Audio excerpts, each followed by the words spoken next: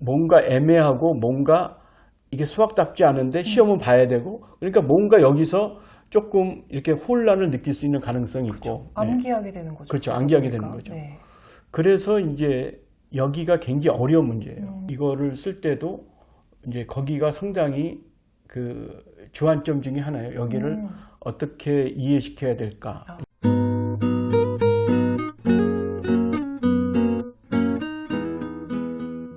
대한민국 학부모를 위한 실천적인 교육 전문 채널 교집합 스튜디오 오신 것을 환영합니다. 저는 주단쌤이고요. 오늘 스튜디오에 우리 학부모님들이 반가워하실 만한 분을 모셨습니다.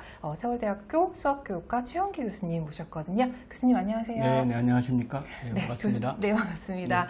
교수님은 저희가 따로 소개를 부탁드리지 않아도 저희 채널을 통해서 이미 만나 뵈셨던 분들도 많으실 테고요. 워낙 유명하신 분이어서 이번에 교수님이 또 이렇게 세 번째 책을 내셨습니다. 네, 지난번에 저희 채널을 통해서 이론 수학은 처음이야 2권을 이제 소개를 해드렸는데 이번에 3권 책이 나왔어요. 네, 지난 1, 2권과 3권은 어떻게 다른지 간단하게만 소개 부탁드릴까요? 1권은 이제 평명 도형을 다뤘고요. 그 다음에 2권은 이제 수. 그 다음에 이제 1권에 제가 마지막 그 페이지에 다음에는 공간 도형과 공간 이거에 대해서 한번 이야기하겠다 이야기를 해서 이제 또 그런 의미도 있고 또 공간 도형이 그 초등 중등 학생한테 이제 조금 어려운 분야이기도 하고 그렇죠. 네, 그리고 또 반드시 또 다뤄야 될 분야이기도 하고 그런 주제이기도 하고 그래서 이제 이번에는 이제 공간 도형 및 이제 약간 그것에 관련된 이제 공간에 대한 여러 가지 공간에 대한 이야기를 다루었습니다. 네, 지난번 책들도 이미 보신 분들 되게 많으실 거예요. 그래서 특히 1권 보고서 와 이런 책이 있다니 라고 좀 놀라신 분들도 많으셨고 우리 아이들한테 직접 보여주신 분들도 굉장히 많으셨을 텐데 교수님께서 그렇게 언급을 해주셨기 때문에 3권을 기대하셨던 분들도 많으실 것 같아요. 원리나 개념 같은 것들을 이해할 때 저희가 아이들이 흔히 볼 수 있는 게 교과서 중심이잖아요. 근데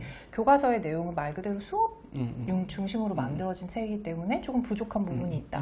근데 그런 부족한 부분을 안내자가 필요하다라는 측면에서 이 책을 참고하면 굉장히 큰 도움이 되겠다 이런 말씀을 해주시는 거겠네요. 그런 의도로는 썼다고 볼 수 있고요. 네.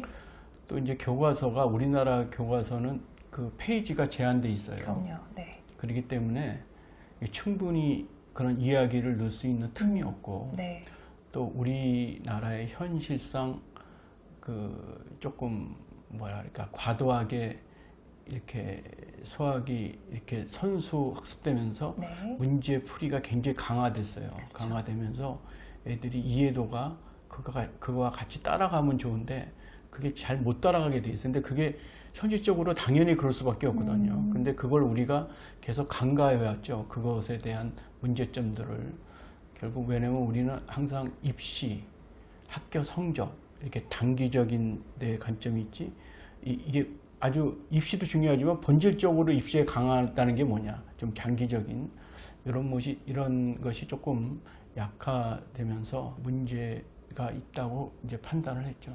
네, 교수님 말씀해주신 부분이 교수님이 책에서 중간에 이제 계속 서문에서도 밝혀주셨던 수학을 수학답게 공부하는 게 중요하다라는 거랑 일맥상통하는 내용인 것 같다는 생각이 들거든요. 저희 학부모님들이 교수님의 이 말씀을 한마디로 딱 알아들을 수 있게 수학을 수학답게 배운다는 게 어떤 의미인지 살짝 정리해 주시면 좋을 것 같아요. 우리가 보통 배운다는 건 의미가 있는 거거든요. 그냥 기계적으로 습득한다. 암기하는 것처럼. 그렇죠. 문제를 푼다. 그리고 지나간다. 그러면 의미는 파악되지 않는다는 거죠. 근데 이게 왜 그런가 하면 우리가 가장 중요한 게 흥미를 느끼는 거잖아요. 흥미를 느끼게 가르친다는 게 쉬운 일이 아니거든요. 실제적으로. 그러니까 누군들 어떻게 보면 흥미 있게 가르치고 싶지 않겠습니까? 어떤 가르치는 입장에서. 근데 이제 우리가 흥미라는 것은 어떻게 오는가 하면 이해한다는 것으로부터 오거든요. 뭔가를 이해해야지만 흥미를 느끼거든요. 그러면 이해를 보면 뭐를 이해해야 될 것, 뭐를 이해해야지만 흥미를 느끼는 거잖아요. 그러면 이해할 만한 어떤 내용이 있어야 되는 거예요. 그 내용이 수학적인 어떤 구조의 어떤 수학적인 우리가 어떤 원리라든지 그것이 이해되는 거예요. 그것이 그러니까 우리가 계산해서 공식을 외우는 것도 외워서 그냥 이렇게 아무 생각 없이 쓰는 것에는 이해가 좀 있지만 그것이 충분한 이해가 아니고 그렇죠. 아무 생각 없이 그걸 외웠다면 왜 그 공식이 만들어졌는지에 그렇죠. 대한 이제 얘기. 그렇죠. 네. 그리고 우리가 도형이 눈에 이렇게 조작하는 거 이면에 뭔가 있을 때 뭔가 아하 이게 뭔가 내가 생각한 거랑 다른 게 이런 게 있네. 예를 들어서 그러면 이제 그러한 어떠한 면 구조 어떤 수학의 어떤 그런 어떤 원리 이러한 것들을 이해하는 거죠. 일단 그러면 이해하면 흥미를 느끼고 네. 흥미를 느끼면 열의를 갖고 그쵸. 열의를 가지면 그것이 이제 학습 능력의 이제 그렇죠. 선순환이 되는 거죠. 이것이 단기적으로도 중요하고 장기적으로도 중요하거든요. 그래서 이번에 이제 예를 들어서 우리가 필드상을 받은 허준희 교수를 네. 보면 이제 늘 얘기하는 게 이해잖아요. 그렇죠. 자, 본인이 내가 흥미의 밀도가 높을 뿐이다.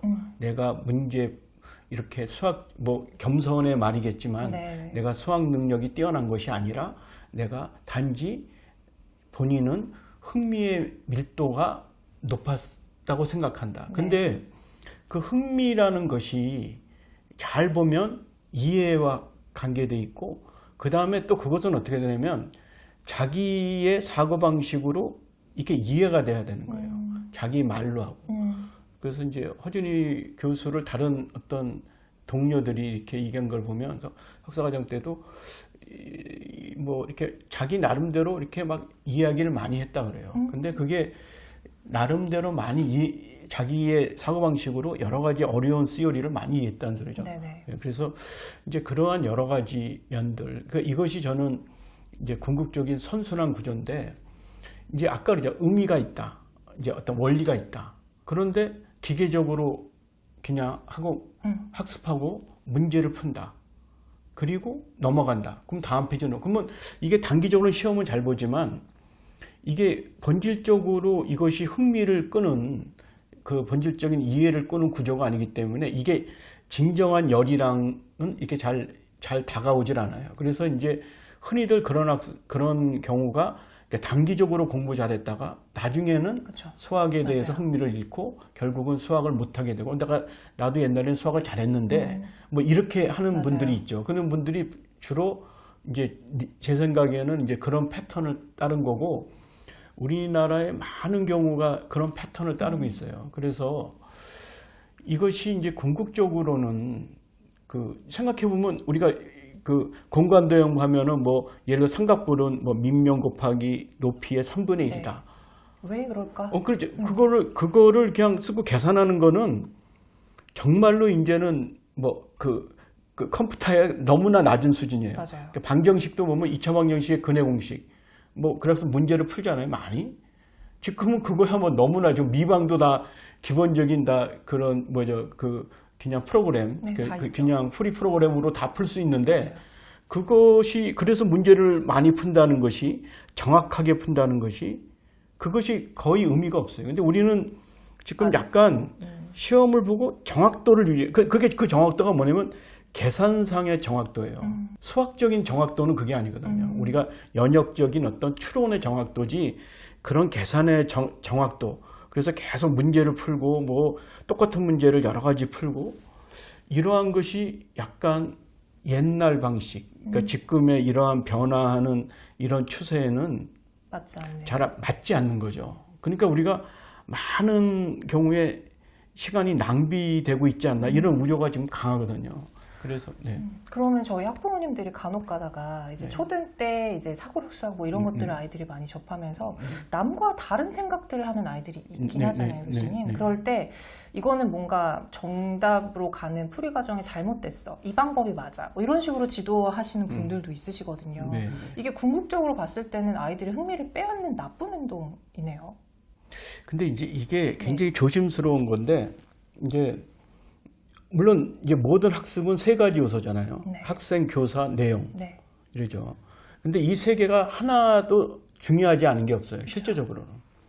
그러니까 내용도 굉장히 중요하거든요. 우리가 내용을 갖다가 그냥 매일 그냥 똑같은 기계적인 어떤 그런 루틴한 문제를 계속 풀게 하면 뭐 흥미를 잃을 것이고 그것이 의미가 없을 것이고 그건 거의 이제 자명한 사실인데도 네. 우리가 그런 것이 지금 돼 있고. 근데 아까 얘기했듯이 실제적으로는 이제 도형을 보더라도 이제 도형은 우리가 흔하잖아요. 이것도 도형이고 그죠. 저것도 도형이고 그죠. 다 이제 우리가 접하는 거라 공간 도형이 특기렇거든요. 그런데 그냥 이렇게 조작하는 거 그 이상의 뭔가를 이제 그 수학의 내용이 있는 거예요. 그렇기 때문에 그것이 가치 있는 거거든요. 그게 이제 기술돼 있어요, 그게. 근데 우리가 그것을 기계적으로 이렇게 뽑아서 그냥 외우게 시키면 이제 아까 말한 대로 의미는 있다.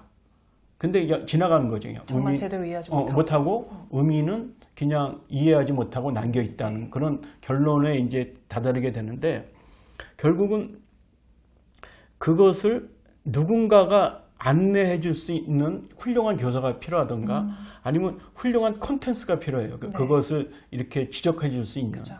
근데 우리가 지금 상당히 그 문제풀이에 이렇게 하다 보니까 문제를 잘 푸는 이런 식으로 이제 그것이 이제 그것도 굉장히 중요한 요소지만 아까 그 50%니까 그 나머지 요소가 있거든요. 근데 이 요소가 굉장히 약화돼 있어요.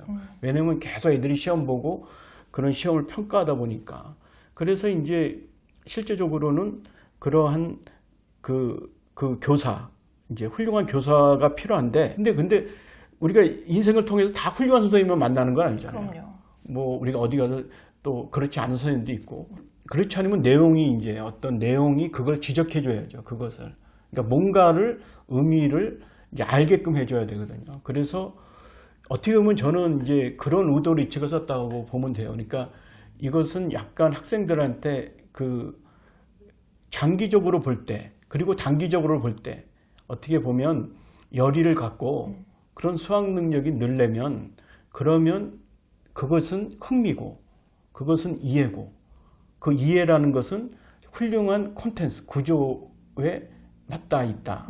그렇기 때문에 이게 선순환 구조고 그렇게 해야지만 궁극적으로 이제 우리가 단기적으로도 좋고 입시에도 좋고 또 궁극적으로 이 학생이 이 수학을 써서 훌륭한 어떤 그러한 영향력을 이렇게 미칠 수 있는 사람이 될 거다라는 것이 이제 제 어떤 생각이고 교수님 말씀하신 것처럼 삼박자가 다 갖춰지려면 항상 좋은 선생님을 만날 수 있는 건 아니고 하기 때문에 이런 책이 그래서 필요한 거라는 생각이 들거든요. 그죠? 네. 자, 그럼 공간에 대해서 얘기를 조금 더 해볼게요, 교수님.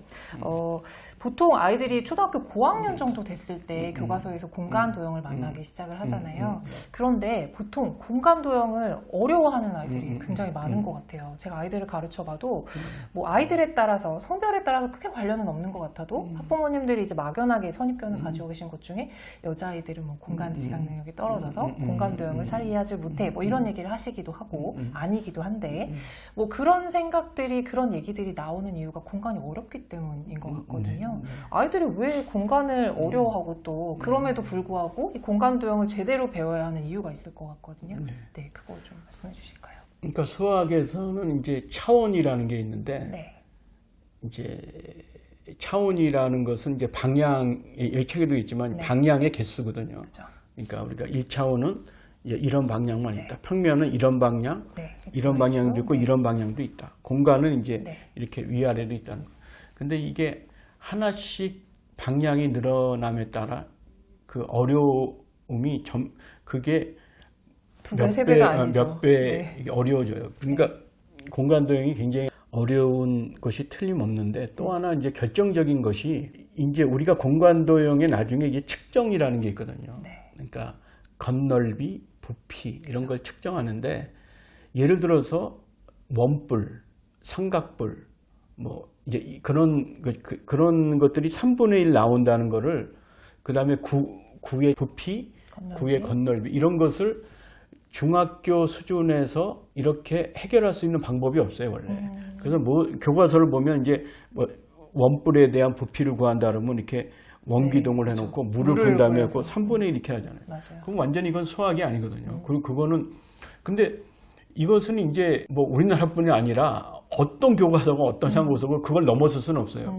그러니까 그거는 이제 뭐 왜 이렇게 부실하게 썼느냐 그 문제가 아니라 아이들이 알아들을 수 있는 수준이 그 정도인 거죠. 그게 미적분 아니면 틀리지 않는다는 걸 증명할 수가 있어요. 수학적으로. 네. 그러니까 그게 굉장히 어려운 증명인데 그걸 갖다가 유한번 이런 과정에서 그걸 할 수 없다는 건데 그러니까 결국은 그렇게 증명할 수밖에 없기 때문에 학생들이 우선은 그게 애매한 거예요. 왜냐하면 지금까지의 패턴이랑 다른 거죠, 이게. 그렇죠. 그리고 그 다음은 또 좀 수학적인 패턴인데 여기만 이상하게 뭔가 애매하고 뭔가 이게 수학답지 않은데 시험은 봐야 되고 그러니까 뭔가 여기서 조금 이렇게 혼란을 느낄 수 있는 가능성이 그렇죠. 있고 암기하게 되는 거죠. 그렇죠. 암기하게 되는 거죠. 네. 그래서 이제 여기가 굉장히 어려운 문제예요. 이거를 쓸 때도 이제 거기가 상당히 그 주안점 중에 하나예요. 여기를 어떻게 이해시켜야 될까 이런 것들. 그래서 이제 여러 가지의 학생들이 아하 할 수 있도록 하려고 노력을 했어요. 그러니까 우리가 예를 들어서 이제 삼각형 같은 거는 밑변 곱하기 높이의 2분의 1이잖아요. 그죠. 그리고 아까 말처럼 이렇게 삼각뿔 같은 거는 밑변 곱하기 높이의 3분의 1. 네. 근데 평면은 왜 2로 나누고 왜 공간을 3으로 나눌까요? 그게 원래는 얘가 이 도형이 살고 있는 이런 디멘전, 이런 차원을 반영하는 거거든요. 그러니까 원래는 그 평면이기 때문에 2차원이니까 2로 나누고 공간이니까 3으로 나눈 거예요. 4차원 공간에 그런 뿔이 있으면 4로 나눠요. n차원이면 n으로 나눠요. n으로 나눈 거예요. 그런 어떤 수학의 어떤 이치가 있는 거예요. 그런 어떤 원리가. 물론 그걸 증명할 수 없지만 그러니까 학생들이 뭔가 이러한 억지로 배웠지만 억지로 이제 그런 거를 이렇게 뭐 물고 배웠지만 뭔가 여기에 뭔가 내가 이렇게 여태까지 기대하지 않는 어떤 의외의 어떤 것이 있네. 근데 저는 이 탐구라는 게 굉장히 의외의 과정이 굉장히 중요하다고 생각하거든요. 그러니까 아하 이게 뭔가 다르네부터 이제 사고가 시작하는 거거든요. 그래서 이제 가급적이면 학생들한테 이렇게 좀 전반적인 어떤 이제 그러한 것들을 시사하도록 이렇게 하면 좋겠다 이런 생각을 한 거죠. 그래서 공간도형이 어렵습니다. 그것은 남녀를 불문하고 어렵고 근데 뭐 공간도형을 외우자 그러면 이제 아까 얘기했듯이 그냥 지나가는 거죠. 그냥 건널비 공식 외우고 뭐 부피 공식 외우고 뭐 그러면은 뭐 너무나 이제 간단하게 그리고 시험 그렇죠. 보고 그러면 그냥 시험은 그렇게 나오니까 그냥 넘어가는데 학생들은 내가 이해 못하는데 문제를 풀었네 이렇게 되는 거죠. 내가 구에 대해서 하나도 모르는데 근데 시험 문제는 100점인 거예요. 뭔가 본인으로서도 여건 나도 이해할 수 없는 나도 이해할 수 없는 게 있는 거죠. 뭔가 이런 것이 이제 뭔가 해소될 필요가 있거든요. 해소될 필요가 있고. 그러니까 어떻게 보면은 우리 주변에서 보이는 것들이 다 공간도형임에도 불구하고 그래서 중요한데도 불구하고 아이들이 그 원리를 그런 식으로 암기할 수밖에 없는 구조이기 때문에 제대로 배우는 것이 중요하다라고 교수님이 생각하셔서 그런 내용들을 많이 반영하셨다고 저희가 이해를 해도 될까요? 그렇죠. 그러니까 공간도형이 있으면 우리가 이렇게 조작하고 있지만 거기를 잘 보면 교과서에 있는 내용이 실제적으로 말하고 싶은 거는 그 이면에 있는 그 안에 있는 어떤 구조를 말하고 싶은 거예요. 그 구조를. 근데 이 구조는 아까 말했듯이 그걸 이해하게 되면 흥미를 느끼게 되고 그러면 내가 이것을 좀 더 이것을 이해하겠다. 그 자체를 이해하는 기쁨이 있으면서 그것이 이제 본질적으로 수학 능력을 키우게 되거든요. 그래서 이제 그러한 내용들이 이제 이 공간도형에 많이 있어요, 실제적으로. 어려운 대신.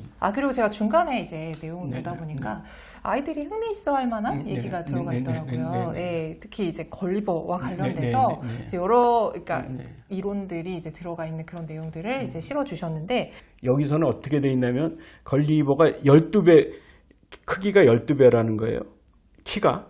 그러니까 부피가 12 곱하기 12 곱하기 12에서 이제 12 곱하기 12가 144 곱하기 10이니까 1728배라는 거예요. 1728배. 그러면 무게도 1728배잖아요. 그러니까 이제 걸리버를 쓴 이제 그 작가가 이제 그냥 많이 먹었다 이렇게 하면 이제 좀 이제 좀 멋지지 않으니까 본인이 이제 수학적으로 쓴다고 거기 수학자들이 고민해요. 그 나라의 거인 나라에 거의 이제 건립을 처음에 이제 굉장히 안 좋게 봤다가 워낙 이제 교양도 있으니까 그래도 이제 대접을 하려고 그러니까 그 수학자들이 저 친구를 얼마나 그 식사량을 해야 되니까 계산을 하더니 1728배를 주면 된다. 그렇게 해서 이제 1728배의 그 이제 식사를 대접하는 게 나오는데, 근데 이제 최근에 이런 생체학자들이 해보니까 원래는 그 키의 3승의 루트배. 어렵네요. 네. 키가 12배면 12 곱하기 12 곱하기 12는 맞아요. 1728에 거기에 루트승이, 그러니까 루트승이니까 그래서 대충 한 47배 정도만 먹으면 된다는 거예요. 그러니까 원래 그렇게 먹으면 살 수가 없는 거죠. 걸리버가 거기서 영양 과다로 죽은 거죠. 그러니까 여기서 이제 한예임은 약간 하면서 이렇게 우리가 약간 그러니까 수학적으로 사용한다고 항상 옳은 건 아니고 또 혹자는 그런 거를 악용하는 사람도 있어요. 수학 쓰면은 이게 그럴듯하다. 그래서 진실을 숨기기 호도하는데 수학을 쓰는 경우도 있기 때문에 우리가 좀 민감해야 돼요. 이제 수학을 쓴다 하더라도 이제 항상 뭐 통계 자료를 낸다. 그러면 다 그게 옳은 게 아니거든요. 그렇죠. 강조하고 싶은 부분 얼마든지 얼마든지 숨길 수 있는 것이 오히려 그러한 면이 있거든요. 그러니까 걸리버 여행기도 그런 의도는 아니었지만 어떻게 보면은 이제 사람들한테 호도할 수 있잖아. 그러면은 몸이 좀 크면 많이 먹어야 되나 보다 이만큼. 근데 그게 아니거든요. 그걸 뭐 영양 과다가 되니까. 그래서 이제 그런 면이 좀 있죠. 그러니까 수학을 잘 사용해야 된다. 그리고 이것이 최근에야 이제 지적이 된 거는 수학 내용이 들어가면 사람들은 다 믿어요, 일단. 그러니까 이게 이게 오랫동안 아무도 지적을 안 하고 있다가 수학 내용이니까. 그러니까 이게 어떻게 보면은 수학의 위험성, 그러니까 때로는 수학이 위험할 수도 있다라는 것을 이렇게 반증하는 예라고도 볼 수 있습니다. 재밌는 얘기가 많이 담겨 있다는 생각이 그렇죠. 이제 마지막 질문 저희가 남았는데요.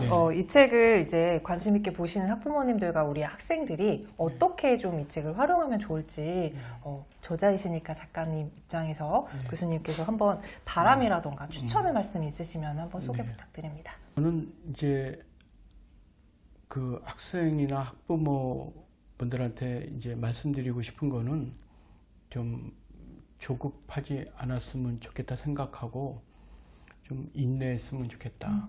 그러니까 뭔가 가치 있는 것은 실제적으로 인내라는 것이 필요하거든요. 그래서 그러니까 저는 이 책을 볼 때 이제 아까 얘기했듯이 문제를 풀고 문제를 해결하고 이게 중요하니까 50%니까 그걸 무시할 수는 없지만 이제 그렇게 하다가 이 책을 읽으면서 뭔가 그동안 생각했던 것보다 어떤 다른 면 조금이라도 깊이 있는 그렇죠. 뭔가 생각할 거리. 그것이 이제 저는 원리라 생각하고 이면, 그러니까 우리가 어떤 것에 있는 어떤 이면, 원리인데 이제 그런 것을 생각하자마자 원래는 이런 관점의 변화가 생겨요. 원래 이제 근데 그것이 본질적으로는 가장 중요한 요소거든요. 그러니까 학생들이 아하 하면서 이제 사고의 그런 관점이